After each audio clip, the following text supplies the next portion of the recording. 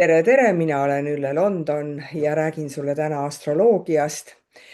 Ja oma mõtiskluste ja jutuajamistega olen jõudnud vähja märki, mis on minu jaoks üks kõige tundlikum märk, aga samas ka kõige vastupidavam märk siin sodiaagi ringis. Ja vähki kirjeldatakse sageli läbi pere, läbi kodu, läbi hoolitsuse ja läbi tunnete.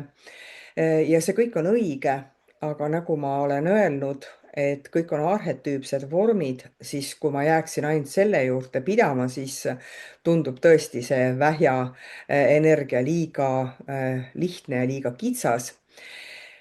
Ja loomulikult vähja energia on palju sügavam, sest see märk tegeleb inimese sisemise turvatunde, emotsionaalse mälu ja nähtamatute sidemetega, mis on meile väga-väga isiklikud. Vähk ei ole ainult see, kes lihtsalt hoolib. Ta hoolib südamest, ta mäletab, ta tajub, ta tahab luua sellist ruumi, kus inimene saaks siis nagu iseennast jälle taastada.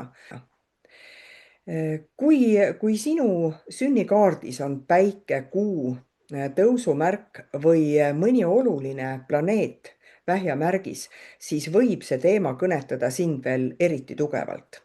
Vähja teema sinu kaardis on alati olemas, sest kuskil sinu elus on see koht, kus sa vajad pehmust, kus sa vajad hoolt ja kodutunnet, sellist emotsionaalset kindlust, aga on see koht, kus kohas sina saad seda teistele pakkuda.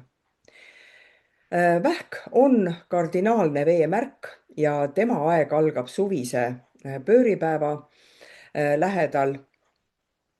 Ja pööripäev on alati natukene selline võib-olla murrangulisem, et ta läheb ikkagi täiesti ühest vormist nagu teise sellisesse kevad tärkavast, rõõmsast ja helerohelisest vormist sellisesse suvisesse küpsemasse vormi. Ma olen mõelnud, et jaanipäev eestlastel me sageli, kellel on võimalus, läheb maale. Minnakse nagu oma juurte tagasi. Ja kindlasti ju siis on neid jutuajamisi hoopis rohkem oma vanematest, oma vanavanematest, ka nendest traditsioonidest, aga see on ju täiesti vähja teema. Ja just see, et vaata, me kuulame siis, mida teised räägivad ja see kuidagi seestpoolt võib meilt siis midagi sütitada, et oi, teeme ka nii, nagu mu vanaema tegi või ärme seda näiteks korda, aga see kõik tuleb meie sees, nii nagu see vähk soovibki. Ja kuna vähk on kardinaalne, siis kardinaalne võtab üldiselt initsiatiivi. Ja vesi, ta on veemärk, annab tundlikkuse, mälu ja sellise ka vastuvõtlikkuse. Mina olen ka vähki nimetanud selliseks soojaks tiigiks, sest kujutad ette, kui hea on seal tiigis kõigil olla, putukatel ja konnadel ja kõik on nagu hoolitsetud ja vähk on siis see, kes siis kontrollib, et kas kõigil on hea olla. Et ta ei taha, et seal lained loksuma hakkaksid või midagi sellist. Ja noh, kuna vähk on ka siukene ettevaatlik ja alalhoidlik ja siis tema energia ei pruugi minna otse nagu rünnakule. Ta pigem siis nagu protsessib võib-olla enda sees läbi asju, tajub ja püüab siis vaikselt kõigepealt ütleme, et loob siis selle ruumi ja siis hakkab sidemeid looma. Nii et kui sina ka ise oled siis vähja märgis, siis ega see niisama tormamine ei ole sulle omane, et kõigepealt siis tunneta seda õhustikku, mis on sinu ümber. Ja vähja jaoks on maailm küll selline suur, suur veeväli. Ja võib-olla mõnikord need faktid ja tähtajad ja otsused võivad natuke nagu käest libiseda. Ja ja ta ei taha nagu sellest nagu kohe kinni pidada, et ta saab aru küll sellest vastutusest, aga ta püüab seda kõike nagu leebelt seletada. Muidugi on vähjal üks selline omadus, me teame, et tal on kõva kest, et ta alati ei näita välja, missugune soe süda tal on, aga teine on see, et ta tõepoolest oskab pugeda kivi taha peitu või kivi alla peitu, kui talle on liiga tehtud või kui ta tahab üksi olla ja seda vähk vajab väga sageli üksiolekut ja mõnikord võib vähk ka väga kiiresti või noh, nagu haigeks jääda, kui ta ei saa minna, et tal ei ole võimalust nagu sinna kivi alla pugeda, et vaikselt nagu protsessida sees, siis ta võib haigeks jääda. Nii et seda peab tegema sellepärast, et vähk ise peab oskama piiri pidada. Sellepärast, et kuna ta on ise väga suure südamega, siis võib ta hakata teisi kaitsma liiga palju, kui peaks hoopis ennast kaitsma. Nii et vähja tundlikkus ei ole tema nõrkus. See tähendab, et tal on niisugune peentajusüsteem, aga vähk peab ise oma süsteemi oskama kasutada. Nii teiste suhtes kui iseenda suhtes. Nagu ma juba ütlesin, vähk on selline hoolitseja ja ta on üks kõige empaatiavõimelisem sodiagi märk, et ta ei märka ainult seda, mida inimene ütleb, vaid ta loeb nagu ridade vahelt. Ta võib tajuda seda inimese meeleolu enne, kui inimene üldse midagi sõnastab. Ja sellepärast see vähja energia ongi seotud hoolitsemisega. Aga hoolitsemine ei ole ainult see, et paneme, ma ei tea, paneme sooja teki peale või valmistan süüa, siis tema hoolitsemine on ikkagi rohkem võib-olla selline toetamine ja sõnadega toetamine, et sa ei ole nagu üksi. Vähk võib siis kasutada tavapärast meditsiini kui ka alternatiivmeditsiini, et toetada ja aidata teisi. Et igasugune hoolitsemine. Vähk võib kinni jääda ise minevikku, sest talle tundub, et kõik on siin praegu. Et see minevik ei ole kuskile mööda läinud, vaid et see minevik ongi tema see sisemine kodu. Ja et talle meeldib nagu selles vanas toas tükk aega istuda, tunnetada, olla nagu emotsionaalselt seal sees. Ja samas, kui vähk õpib ennast tundma, siis võib ta minevikust väga osavalt tarkust võtta, kui ta sinna kinni ei jää ja nende tarkuste najal siis teisi aidata. Vähki valitseb kuu.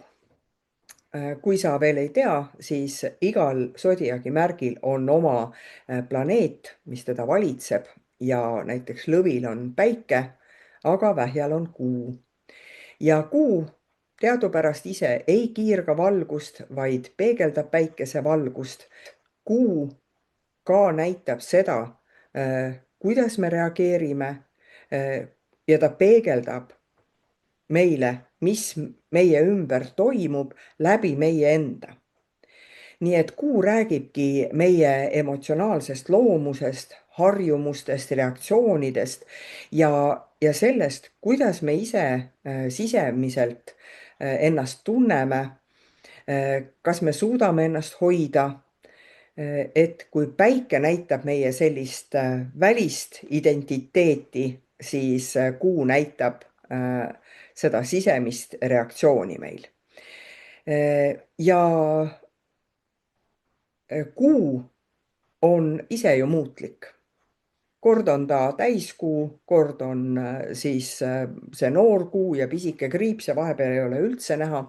ja vot see annab vähjale ka sellist muundumise protsessi, et võib-olla me iga kord seda vähja inimest ei mõistagi, et alles ta säras, laulis ja lõõritas, aga nüüd on ta tõsine endasse tõmbunud, siis me peame aru saama, et temal on ka need kuurütmid väga sees, et meeleolu võib hästi kiiresti muutuda ja samas ka nagu hästi kiiresti taastuda. jah, nii et see muutlik rütm annab talle nagu sellise teistsuguse kohaloleku, et ta on nagu kogu aeg olemas, aga natuke nagu ei ole ka. Siis ka tema vajadused võivad muutuda, mitte ainult siis tunded, vaid ka vajadused. Kuu annab vähja inimesele sellise omaduse osata puhata ja läbi selle puhkuse siis aru saada, kuhu ta peab nagu edasi minema. ja vot selline hoolitsus, kui vähk seda pakub teistele, on hästi teretulnud. nii, ja loomulikult vaata siis, kui sa ju puhkad, siis sa väga hästi saad aru ja märkad, kus kohas, missugune osa sinu elus sind kurnab, kus on vaja edasi liikuda, missugune inimene on vajalik, missugune olukord ei ole enam vajalik. nii et see on vähjal hästi tähtis, aga see ka loomulikult teda ka väsitab. kui päike on vähis, on inimese enesetunnetus seotud hästi palju emotsionaalse sidemetega, lähedusega, turvatundega ja selline päike särab siis, kui ta saab luua ühendust, kui ta saab hoolida, saab kaitsta ja tunda, et ta on kellelegi päris oluline.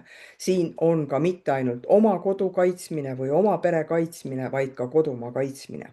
Vähk võtab hästi palju vastutust teiste tunnete eest iseendale ja ta võibki väsida. ja kui ta ongi valinud näiteks arstiameti, alternatiivmeditsiini või ükskõik, olgu see need massaaž, mingisugused coach imine, siis võib ta väga nagu kinni jääda ja kogu aeg aidata ja veel aidata ja veel aidata, et keegi enam ei küsi aitamist, aga tema aitab ikkagi. et ta nagu unustab küsida, et kuule, kas nüüd on kõik korras, tema ikka veel aitab. et see on tema hästi selline suur õppetund. et ta ei tohi ennast tühjaks jagada, et ta jääb haigeks. siis mitte ainult siis sisemine kodu, vaid ka ta tahab, et tema ümber see kodu oleks mugav, selline rahulik. ta võtab hea meelega endale ka külalisi vastu ja just see, et mitte ei pea olema seal mingisugune pidu ja pillerkaar, mis näiteks lõvile meeldiks, et teeme nalja, siis vähk võib-olla pakub sellist turvatunnet ja sihukest südamest südamesse rääkimist sinna koju. kui tõusumärk on vähis, siis täpselt samuti, kui sa juba astud tuppa, siis võib-olla inimesed juba saavad aru nagu vaistlikult, et sa soovidki rahu, et sa oled tähelepanelik, et märkad, kellel on raske päev, võib-olla on see, et sul on kotis alati üks šokolaadikomm, kui sa kuskile lähed või oled nõus kohe kellegi heaks midagi tegema ja ütlema, et tead, sa ei ole mitte kunagi üksi ja sa peegeldad seda väga tugevasti ka maailma. ja mõnikord võib siis ka vähjal see olla, et kui ta ise saab aru, et tal need emotsioonid ja tunded käivad üles-alla, siis ta võib nagu tekitada selle müüri, et mitte teistele näidata siis oma tundeid.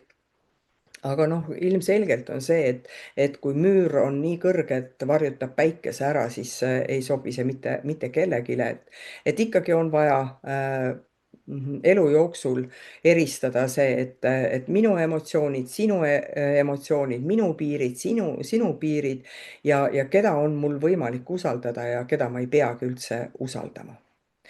Siis hästi, kuna Kuu on ise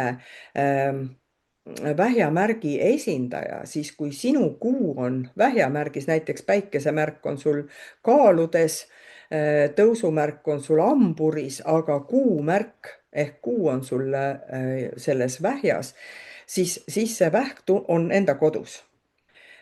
Ja see on üks tugevamaid asetusi just emotsionaalse tundlikkuse ja hoolitsuse ja mineviku alal, et sinu sisemaailm võibki olla hoopis elavam ja vastuvõtlikum kui teistel.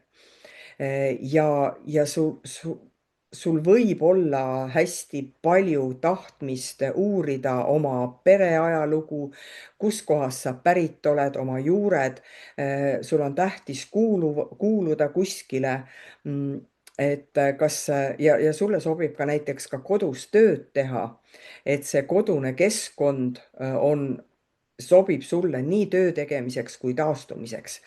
Ja noh, ilmselgelt seal kodus seda suurt liikumist ei taha, aga sellist mõnusat kodust toitu ja muusika ja raamat ja vaikne õhtu nii endale kui teistele siis sobib suurepäraselt.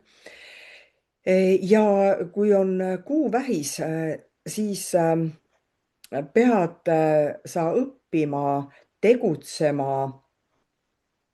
Tähendab, sa pead õppima, et kui sul tuleb mõni tunne või emotsioon, siis sa ei pea kohe tegutsema.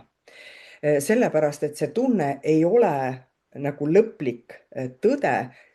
Sa pead nagu sealt läbi hammustama, et mis see emotsioon, miks ta kerkis, mis see tunne tekkis. Et sa ei tohi nagu ära uppuda kohe sellesse, et oi, kõik on hästi või kõik on halvasti. Nii et see teeb vähja natukene haavatavamaks, aga annab hästi palju muidugi tarkust juurde.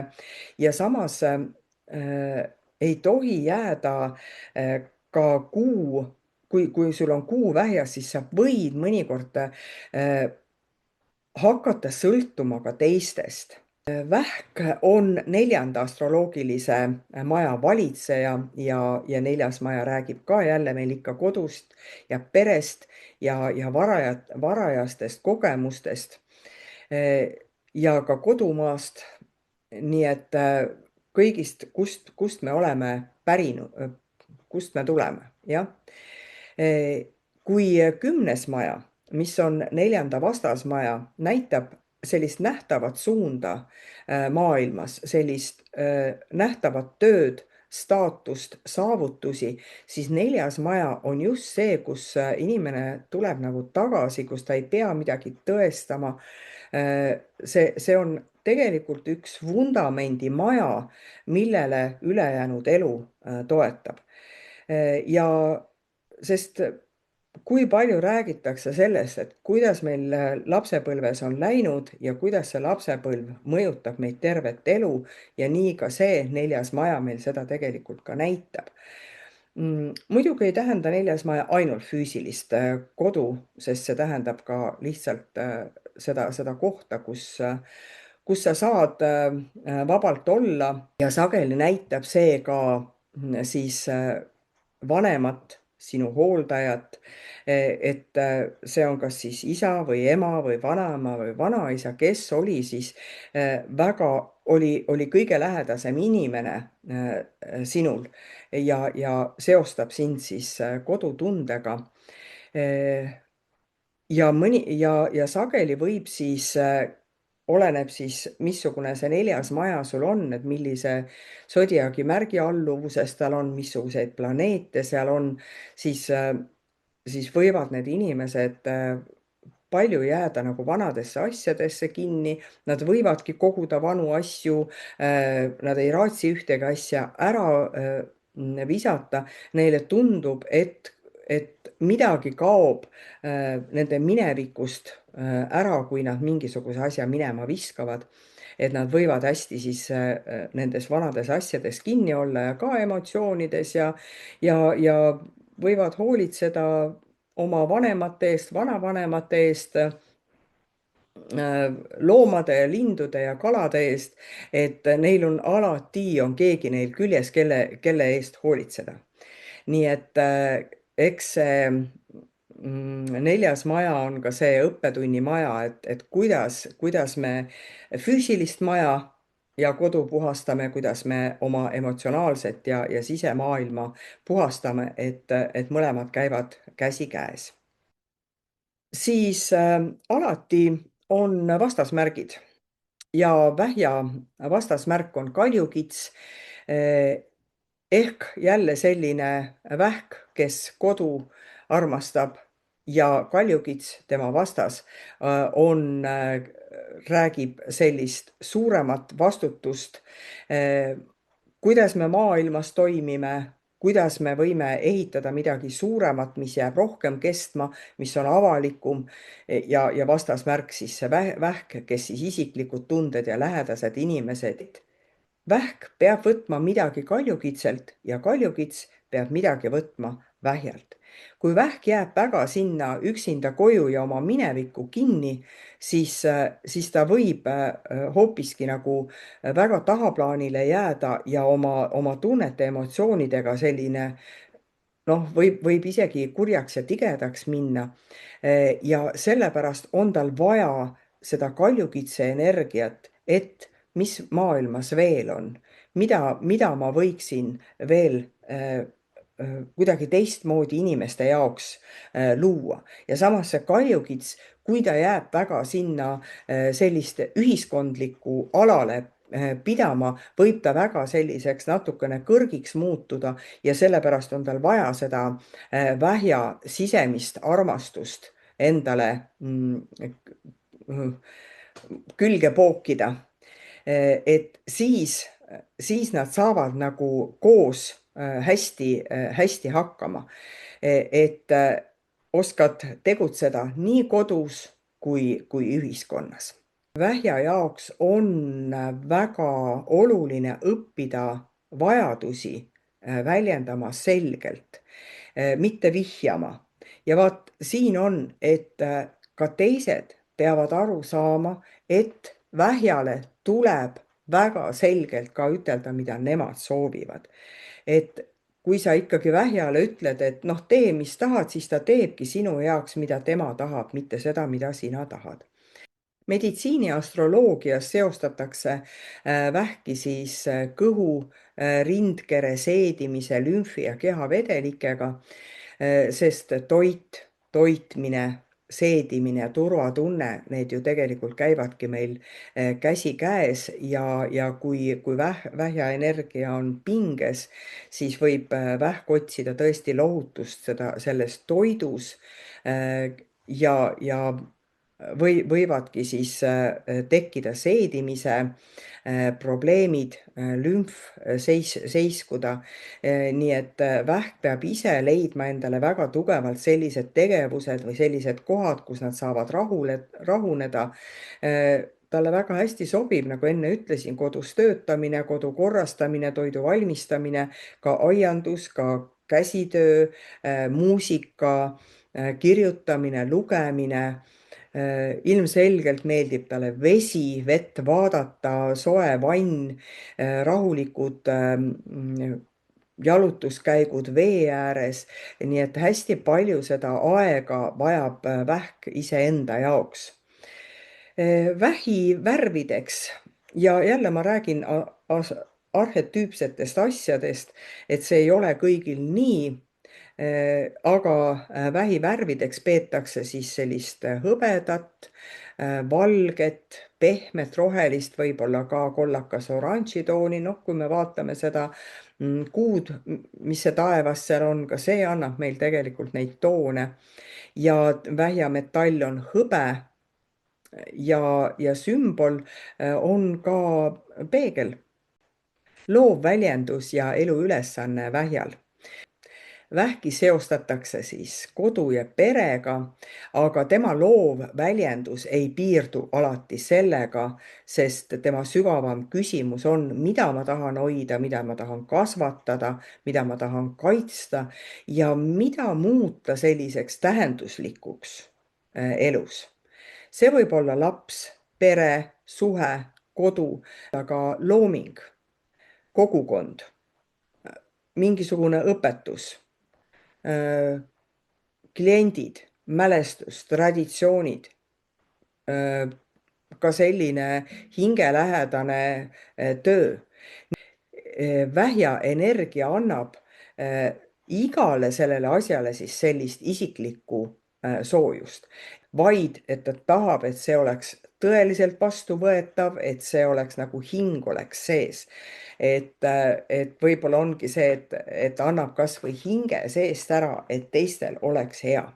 Vähja energia, nagu ma ütlesin, on meil kõigil olemas ja see vähk õpetab meile, et inimene ei ole ainult mõistuse, eesmärkide ja saavutus, vaid me vajame tunnet, me vajame emotsioone, me vajame sidet ja mälu ja võimalusi olla hoitud.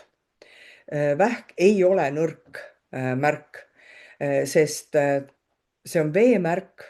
Ta teab, et elu liigub lainetena, mõnikord tuleb tõus, mõnikord mõõn ja mõnikord on vaja ennast mahutada kuskile. Kui sul on sünnikaardis tugev vähienergia, siis sinu anne võib olla luua emotsionaalne kodu. Mõtle selle peale, et mitte ainult 4 seina, vaid sellist ruumi, kus inimene võib väga vabalt ennast tunda. Ja vähja kõige olulisem tarkus on see, et kodu ei ole ainult paik.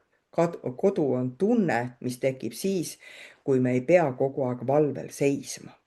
Kui sa soovid sünnikaarti ja läbi sünnikaardi iseennast paremini tunda, siis minu kodulehel mituteed.ee on teenused, nii et vali sealt, mis sind kõnetab ja hakka iseennast tundma. Aitäh sulle!